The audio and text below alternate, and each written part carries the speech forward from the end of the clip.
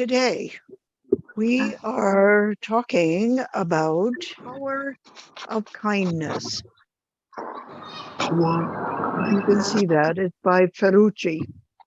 Uh, and he is talking about he studied a certain kind of psychology that I'm Dr. Rosemary Hyde, and today from the book by Piero Ferrucci called The Power of Kindness, we are learning different aspects of human behavior and human awareness that are linked to kindness.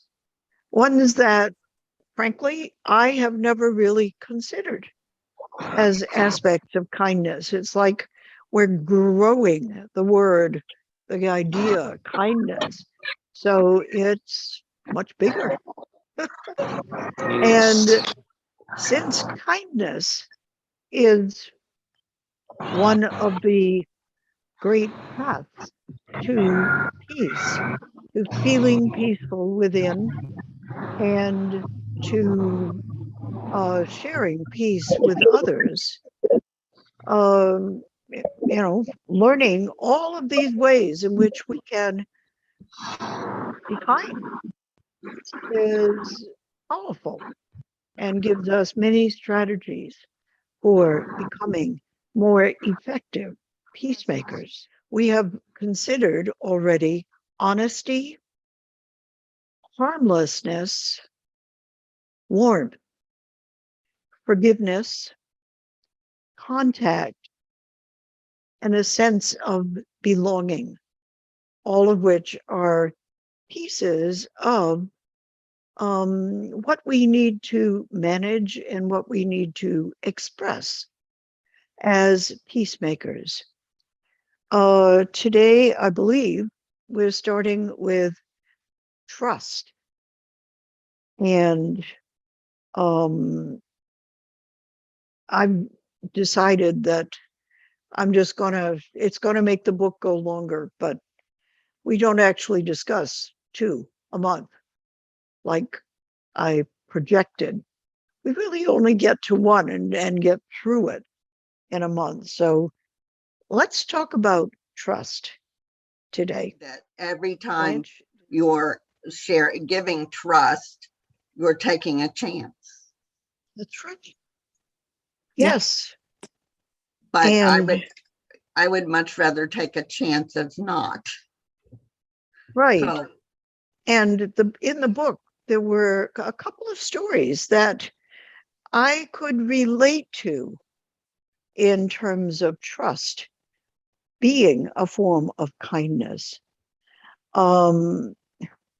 He told a story of being in Istanbul, and a person came up to him. He was clearly, not from Istanbul. He was Italian. And he said, a very friendly, pleasant man approached him and said, "Hey, do you want me to get some money changed for you?" And he trusted the guy, and he gave the guy some of his money. And the guy went off, and he waited for the guy to come back with the money. He waited a very long time and realized, oh, he had no intention of bringing the cash back to me. That was a really silly thing that I did. I trusted unjustifiably. And that's the risk we take when we trust other people. And all of us have, at some point in our lives, trusted someone who took from us, right? Trusted someone who didn't help us out, who instead took advantage of us. We've all had that experience as kids, anyway, somewhere along the line. Yes? Would you agree with that? I think every Yes. human being has learned that, oh, trust is a risk. And anytime I trust someone, um, I may find that whatever I trust them with, I'll lose it. We've learned that, we've experienced it. So that makes trust more of a gift. You know, we have to believe that the person who wants to do something will do it well and will not cheat us or rob us. And often we, with kids in our lives, we need to ask ourselves, okay, can I trust this individual to do what he or she is asking to do? Like when you're a parent or an aunt or an aunt, depending on where you're from, people in English say either aunt or aunt for tio, tante, um, but they're regional differences. So if you're from some places, you'll say aunt. And if you're from other places or other social groups, you'll say aunt. Uh, so just so you know, the, and they're both spelled the same, but they sound different. Anyway, if you're an adult in a family with a child and the child says, hey, the example that the author gives in the book is, can I bring you a cup of coffee? And the parent had to decide, okay, could this child carry a full cup of hot coffee and not spill it and burn himself or stain the furniture? And he decided to trust Emilio, his young son, and said, yes, you may. And then he got to watch Emilio carrying the cup, which, he almost tripped. He almost didn't hold it steady enough. It almost spilled, but Emilio was very careful and actually got the cup to his father without spilling it. And he was glad that he had trusted Emilio because Emilio felt very proud and happy that he was able to actually be helpful, to succeed. And all of us, people trust us. Well, they don't. But when they do, we want to um, meet their expectations. We want to make them happy. Whatever your work has been, there's a lot of trust in that. When people hire us to do something, they are trusting that we're going to do it well. And it's up to us. And sometimes there are reasons why we don't feel like we can do it well, like if we don't feel well, right? And then we need to be trustworthy, which is the adjective for people we can trust.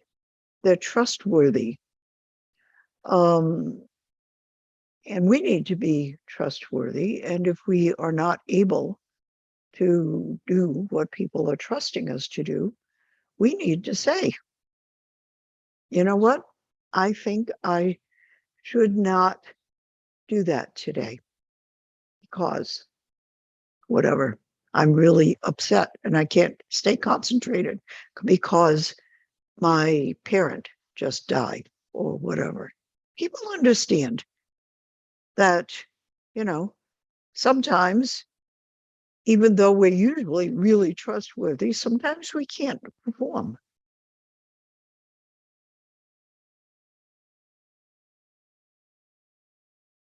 So it's it's a bet or a gamble on the part of the person trusting, and it's a responsibility on the part of the person being trusted. It's two ways, and kindness is going both ways. Can anybody share a story with us when you decided to trust someone and they came through?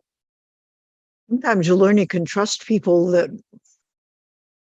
you wouldn't even think about because they do something for you. Like, I remember once I was traveling with my ex-husband and the car broke down on the road. And this guy stopped. And he seemed like a really nice guy. We were uh, we were in the middle of nowhere.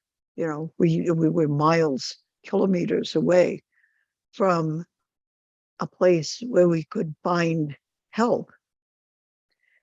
We were out in the woods on a road, and this guy passed by and he backed up and he stopped and he said, "Can I bring you to a garage?" This was before everybody had cell phones. So we were stuck. And, we thought about it. We said, okay, thank you. And the guy did take us to several miles to a garage. And we were able to ask at the garage um, for help for somebody to go back to our car and tow it so that it could be repaired. And when the car arrived at the garage, the guy was still there. He was making sure that, we got the repair that we needed. That he was going way beyond what anybody logically could expect. He was being really kind. And it was a really wonderful experience because he was very concerned and very kind and actually offered to pay for the repair. I mean, he went way beyond what anybody would expect. He trusted us, we trusted him. It was a wonderful experience. Doesn't always happen like that. Yeah. But we were blessed in that thing that could have been horrible. If it had been the middle of winter and snowy, for instance, when the car broke, that could have been a horrible experience, but it wasn't. It's an experience that we remember fondly with affection because someone was very kind to us and we trusted them. Anybody think of it? Go ahead. I've seen kindness kind of passed on. When I was chaperone for my daughter's 4th grade trip, one of the students that was there didn't have enough money to pay for her lunch. And I paid for her lunch. And she says, well, I will pay you back. I said, no, Cameron, what I want you to do is next time somebody needs something from you and you have the ability to do it, do it.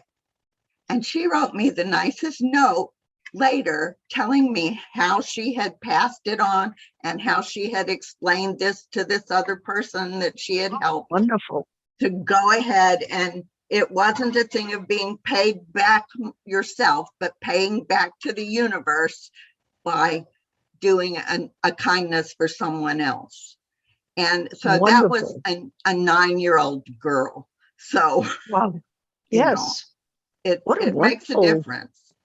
what wonderful idea to share with a Mhm. child so that they get to experience themselves. The thing about helping someone else is it makes us feel good. Yep.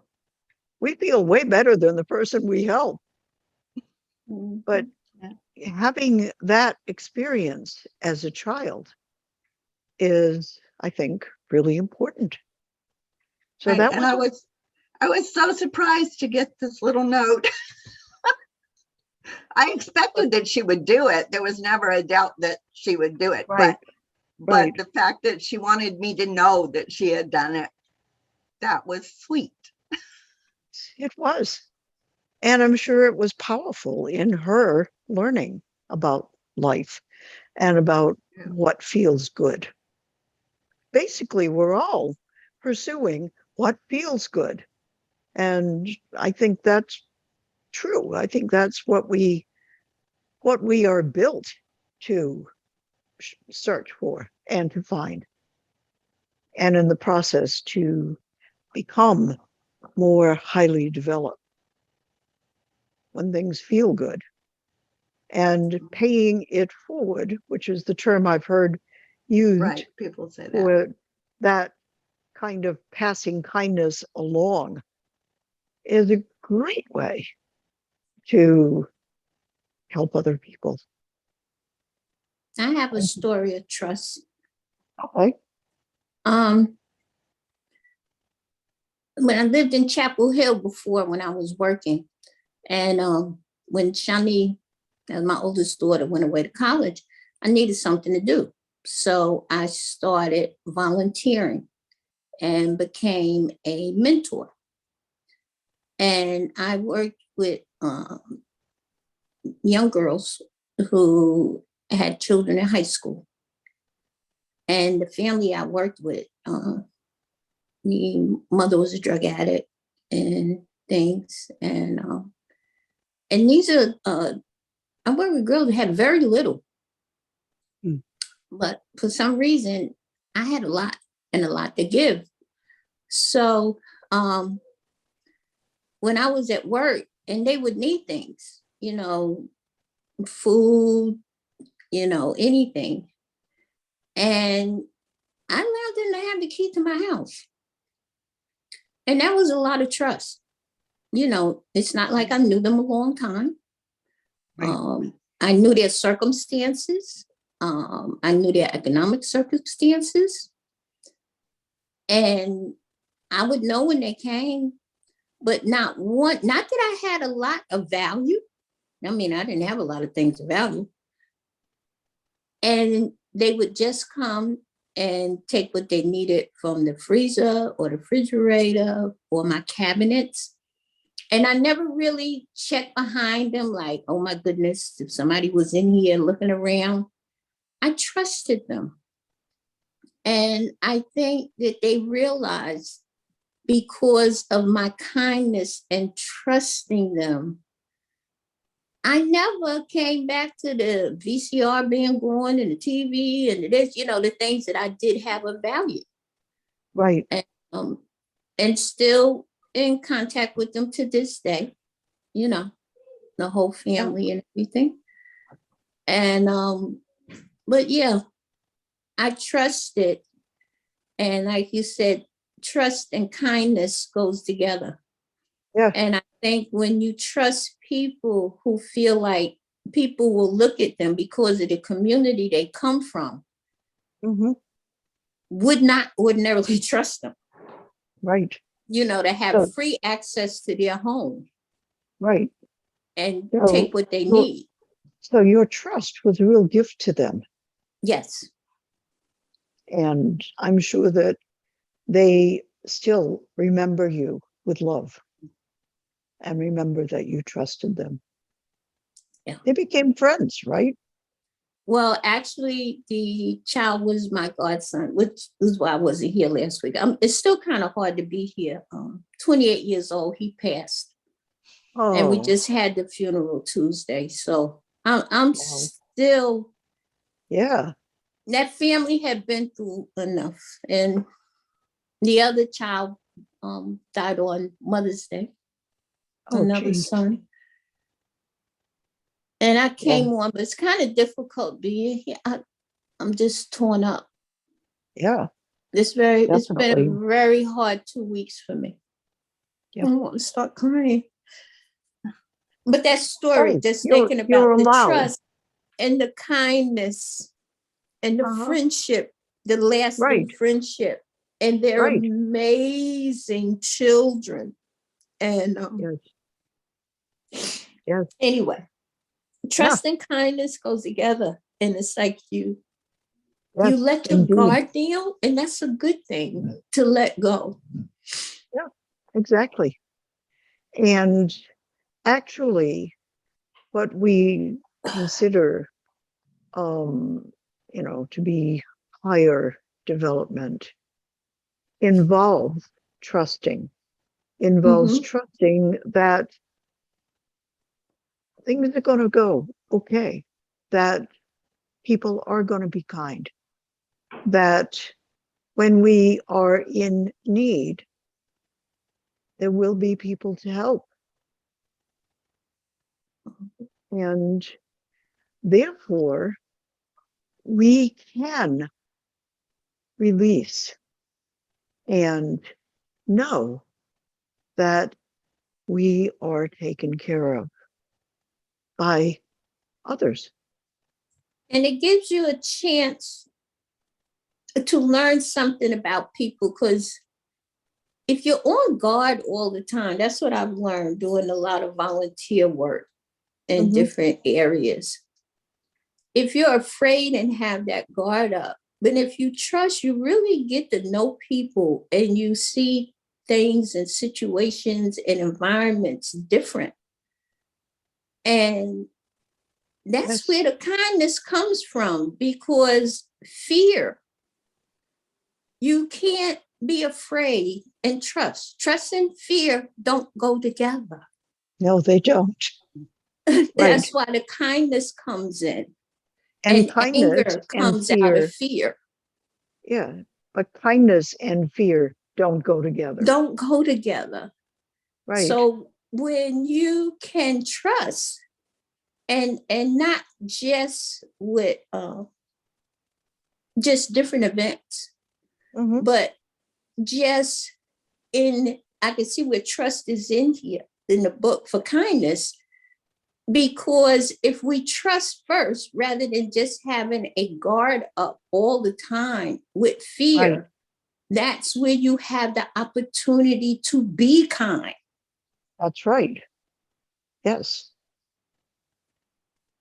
Now, in the last part of this chapter, I found the statistics that the writer cited to be very interesting, because they have researched people who are more trusting and people who are more fearful, more anxious, and found that the more trusting people are, the better health they enjoy and the longer they're able to live.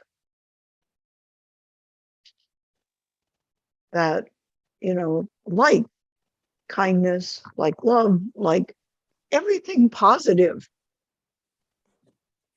I believe that. I can see that. they're they Mhm. help us. They help us thrive. They help us to live a good life. Well, one thing, I can see that, because how they say a good life is when you're able to help someone else That's right. and serving others. And one thing you have to do to serve others, you have to trust, Yes, you because it do. puts you in contact with more people and more situations, and you have to let your guard down. Mhm. So I can see that. And yeah, because usually people who aren't trusting are more reserved and more in, and that what's caused the anxiety because they feel somebody's going to take advantage, I'm going to get hurt, something's going to happen. You know, all those things run through their head, all those negative things. Right. And Yeah. so they're always in stress. Stress, yeah. It's really very simple. Harold, you commented, the more you trust, the longer you live. That is true. Mm-hmm.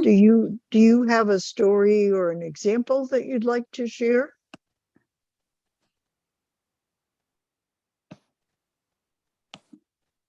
Or an experience? And in my experience, I remember when I was at school Mm-hmm. and I was going in the exam for before the terminal of my education, I'm sorry. And uh, I meet someone, but she doesn't know me. Uh-huh.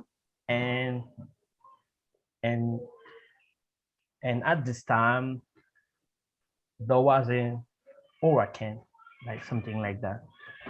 Okay. But she was living in United States, and she came Haiti for exactly for the exam, and we meet there when I was in my country too. And she asked me if I can do her a favor. I say okay, even though we barely meet the first day, a couple Yeah. hours, Yeah. and asked me to go in my house his with her passport, her money, everything. Yeah. And I say, why? You don't know me. You don't even know me. You see me for the first time and you trust me. And she said, but I don't know. But I feel like I can trust you because intuition it and my intuition said it tells me I can trust you. And I'm not a bad person, I know, but I'm a little, I can't believe that someone could trust me like that. And I say okay, and after we become more closer and we become friends. That's right. Well, And that's a good definition of friendship is we become friends with the people that we trust exactly. most. Mm-hmm. Yeah. And I never Okay. forget that. Right. Yes. When we experience radical trust and we fulfill it, it is memorable. Absolutely. Yes. We're talking about trust.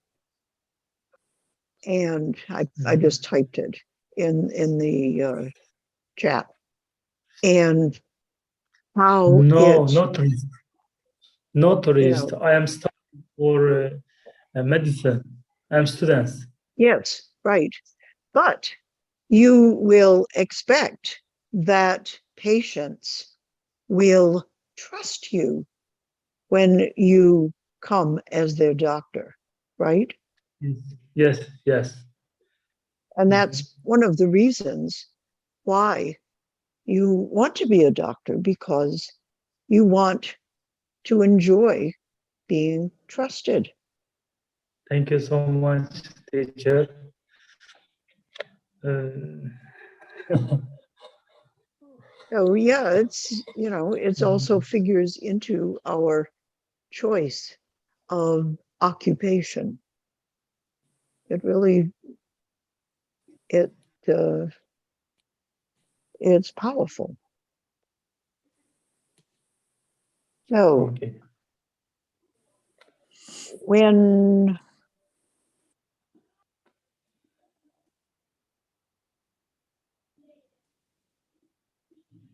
I'm looking at um, another story about a man seeking enlightenment in the book,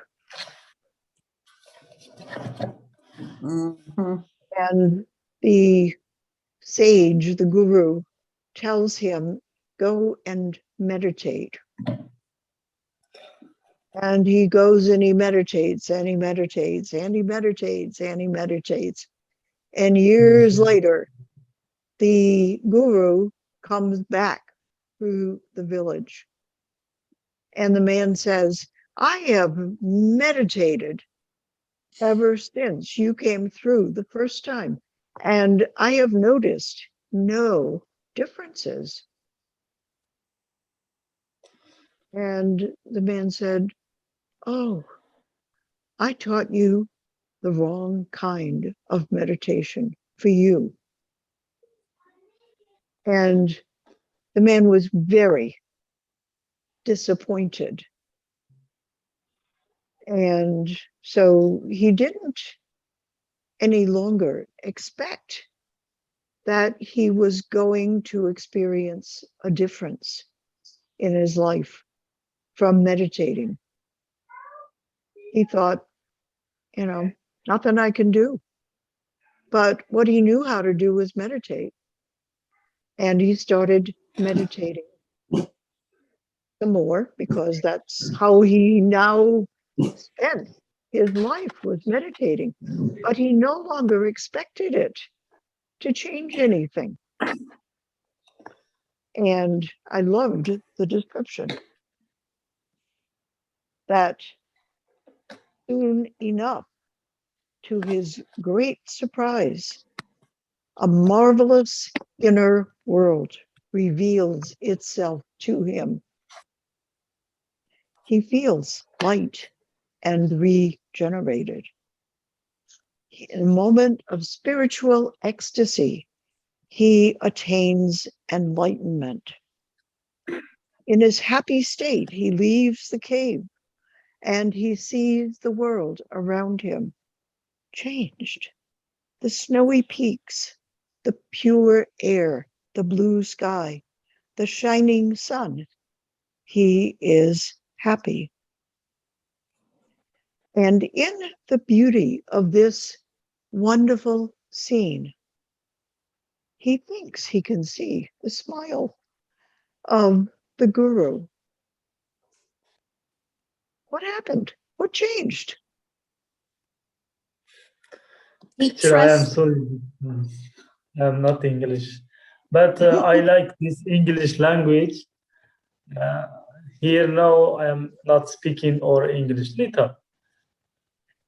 Just keep listening and you will find that you understand more and more. Thank He you let so much. himself go. What? Blanche? He let himself go. He let his guard down. He let his guard It's down. it's like in faith, when very religious people or people believe and they trust. And you can pray and meditate, but if you're still living in fear, I guess that's what some people look at as there's a saying, let go and let God. Yeah. That's right. Because you trust. You're like, I don't have to worry. Everything is great. Right. You pray, you meditate, or you do whatever, it's going to be handled. It's going to work out. That's right. Yeah. And you could see the beauty in the world, and the sun shining, and the trees, and the everything, because you're not carrying whatever, because even in the word enlightenment, to light, when you're looking for enlightenment, you're looking for that higher frequency of thinking, of release of pressure and anger and anxiety and stress, and And as and long as you are worried about where is it, where is it, where is it, you can't see it. you can't see it, right? So when you just give it up to whoever, whatever, or just, I'm not worried about it anymore. You can even release it from yourself. You don't even have to give it to anybody or anything or any deity or whatever. Right. You can release it from yourself. Yep. You can tell yourself, trust, everything will be okay. Right. And it takes us quite a while to actually get to that point, I think, most of us. I used to tell my mentees that, and they would look at me because the most of them had been through so much. And I said, everything's going to be okay. And they're like, how can you say that going home to your home, going to your job, and you're going to tell me everything is going to be okay? And I said, well, you've met me. That's how I can tell you everything is going to be okay. And it was never for what I was going to do for them or bring to them in, like, I'm going to give you all your needs. I gave them everything they needed for here to trust in themselves and what to do, because that's another trust. It's not just the trusting in someone else for kindness, but it's also to find kindness within yourself and for yourself. Because a lot of time people do things to hurt themselves. That's true. So that trust in yourself that everything is going to be okay. Because if not, you don't have that trust, you have that fear, it's just going to be this way. And for what I've seen, it brings alcohol addiction, drug addiction, I mean, all kinds of things. Because basically that person is doing whatever they need to do or using what they need to cut out the things that they're worried about, because they can't trust in themselves. Because once you trust yourself, you do the steps that you need to do. Yep. Yeah. Wow. Wow. Right. That's a good comment. Huh? Wow. Okay. What I So wanted to say is she such a psychologist. say that again. Uh, she like a psychologist. Yeah. Mhm. Right. The way Yes. she do, I like it. And I don't, but I know you are aware of what we are doing. So we do an amazing job what you're doing, because not only I'm not here only for English. I'm here to learn, to grow, because sometimes I feel like fear put me down. Right. But sometimes I feel like I can do some, but the fact that I fear who tell me you can't do it, you can't do it. Why are you trying to do it? And Yep. sometimes this fear put me down. Right. And And when when I'm talking with people and they say you can't do it, you can't do it. And sometimes I feel like I can do it, but I fear. right. Yeah. And we just need to learn little by little.